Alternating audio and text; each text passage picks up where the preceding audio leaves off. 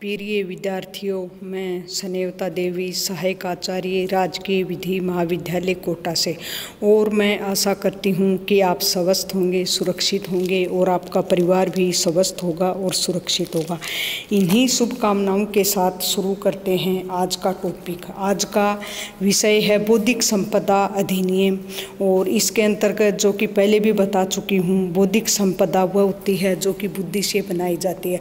अपन ने चल अचल, मूर्त अमूर्त सभी प्रकार की संपत्ति पढ़ी है, लेकिन ये संपत्ति है जो कि बुद्धि से, व्यक्ति के विचार, हाव भाव, मतलब मस्तिष्क से जो उपजे विचार लिखे जाते हैं। फिर क्या है, बौद्धिक संपदा को 4 भागों में बांटा गया है। इसके अंतर्गत क्या क्या इंक्लूड किया गया है? व्यापार चिन्ह अधिनियम है, डिजाइन अधिनियम है, कॉपीराइट है, पेटेंट है। तो आज पढ़ेंगे आप ही डिजाइन एक्ट। तो सब पहले ये बता दिया गया है कि डिजाइन क्या है, कहाँ डेफिनेशन किया गया है और इसका रजिस्ट्रेशन क्या है, क्या प्रक्रिया अपनाई जाती है। और डिजाइन की डेफिनेशन सेक्शन 2 में दी गई है। अब है कि डिजाइन के अंतर्गत कि व्यक्तिगत डिजाइन, लेप्स डिजाइन, मतलब एक डिजाइन लेप्स कब माना जाता है, इससे संबंधित प्रावधान डिजाइन अधिनियम की धारा 12 के अंतर्गत दिए गए हैं। जो कि धारा 11 के तहत क्या है, डिजाइनों का पंजीकरण किया जाता है। और यह कितने दिन तक है, इसकी वैलिडिटी 10 वर्ष तक है, 10 वर्ष तक रहता है। 10 वर्ष के समाप्ति के पश्चात क्या करना पड़ेगा, यदि उसका नवीनीकरण नहीं कराया जाता है तो डिजाइन का रजिस्ट्रेशन व्यक्तिगत मतलब लेप्स हो जाएगा। डिजाइन, जो भी डिजाइन का आपने रजिस्ट्रेशन करवाया है वह 10 साल तक की मान्य है। 10 साल के बाद उसका नवीनीकरण कराया जाना जरूरी है। उसकी जो भी प्रक्रिया है, यदि नहीं कराया जाता है तो डिजाइन व्यक्तिगत मतलब लेप्स हो जाता है। इसे ही व्यक्तिगत डिजाइन कहा जाता है। धारा 12 के अंतर्गत जो व्यक्तिगत डिजाइन हैं उनके रजिस्ट्रीकरण मतलब पंजीकरण के बारे में प्रावधान दिया गया है। व्यक्तिगत डिजाइन के स्वामी द्वारा ऐसे जो भी व्यक्तिगत लेप्स हो गया है उस तारीख के 1 वर्ष के भीतर विहित शुल्क, जो कि शुल्क जो दिया हुआ है, जो कि उसमें निर्धारित किया हुआ है, उस शुल्क के साथ नियंत्रक को लेप्स डिजाइन का प्रतिस्थापन हेतु आवेदन किया जा सकेगा। किसके सामने करना है, नियंत्रक के समक्ष किया जाएगा। पर रजिस्ट्रेशन के लिए भी जो भी पंजीकरण की प्रक्रिया थी उसके लिए भी नियंत्रक कंट्रोलर के समक्ष ही आवेदन पत्र प्रस्तुत करना होता है।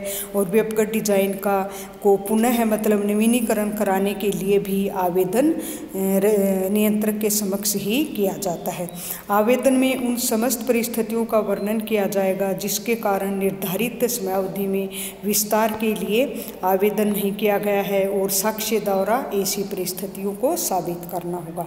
अब धारा 13 के अंतर्गत क्या है, व्यक्तिगत डिजाइन है जो कि लेप्स डिजाइन है, उसके प्रत्यावर्तन के लिए किए गए आवेदन के नियमों की प्रक्रिया को उल्लेख किया गया है। रजिस्ट्रेशन किसमें किया गया, डिजाइन धारा 11 में। धारा 12 में क्या है, व्यक्तिगत डिजाइनों से संबंधित प्रावधान। अब क्या है कि जो डिजाइन लेप्स हो गए हैं और उनके मतलब पुनः प्रत्यावर्तन नवीनीकरण के लिए जो भी आवेदन की प्रक्रिया है, निपटारे की क्या क्या प्रक्रिया है, उसका उल्लेख धारा 13 में दिया गया है। जहां पर और किसके समक्ष किया जाता है आवेदन, नियंत्रक के समक्ष। आवेदन करने के बाद क्या प्रक्रिया है, यदि नियंत्रण का समाधान हो जाता है कि भाई डिजाइन के जो प्रतिलिप्याधिकार की अवधि के विस्तार के लिए शुल्क के संदाय में असफलता अश्यपूर्वक नहीं किया गया था, मतलब जो असफल रह गया था तो उसका इंटेंशन नहीं था। फिर क्या है, आवेदन किए जाने से में अनुचित विलंब नहीं हुआ है, मतलब अनुचित विलंब नहीं हुआ, जो एक लिमिट सीमा है उसके अंतर्गत ही आवेदन कर दिया गया है। वहाँ नियंत्रक द्वारा डिजाइन के प्रत्यावर्तन के आवेदन को स्वीकार कर लिया जाएगा। फिर दूसरा, कभी कभी शॉर्ट नोट पूछा जाता है कि डिजाइनों में चोरी की, डिजाइन की चोरी से संबंधित क्या क्या प्रावधान हैं। इससे संबंधित जो भी प्रावधान है वो अधिनियम की धारा 22 के अंतर्गत दिए गए हैं। डिजाइनों की चोरी से संबंधित प्रावधान दिए गए हैं, जो कि मतलब क्या क्या परिस्थिति हैं कि डिजाइन को पंजीकृत डिजाइन की चोरी माना जाएगा। ये है कि डिजाइन के स्वत्वधारी मतलब जिसका जो डिजाइन है उसकी अनुमति के बिना उसकी डिजाइन का प्रयोग करना। जो कोई किसी डिजाइन के स्वत्वधारी के बिना, अनुमति के बिना उसकी डिजाइन का प्रयोग करता है तो वो चोरी माना जाएगा। दूसरा है, डिजाइन के स्वत्वधारी की अनुमति के बिना उसकी जो भी है डिजाइन का आयात करना, मतलब वो नकल करना। स्वत्वधारी की डिजाइन को प्रकाशित या प्रकट करना, ये जो तीनों काम हैं उसकी अनुमति के बिना करता है तो ये क्या माना जाता है, डिजाइन की चोरी माना जाता है, जो कि इससे संबंधित प्रावधान सेक्शन 22 में दिए गए हैं। ये दो छोटे छोटे जो शॉर्ट नोट हैं आपके एग्जाम में भी कभी कभी ये शॉर्ट नोट पूछे जाते हैं। मैं आशा करती हूँ कि आप इसको समझ पाए होंगे। इन्हीं सभी शुभकामनाओं के साथ आप सभी को धन्यवाद। ओके।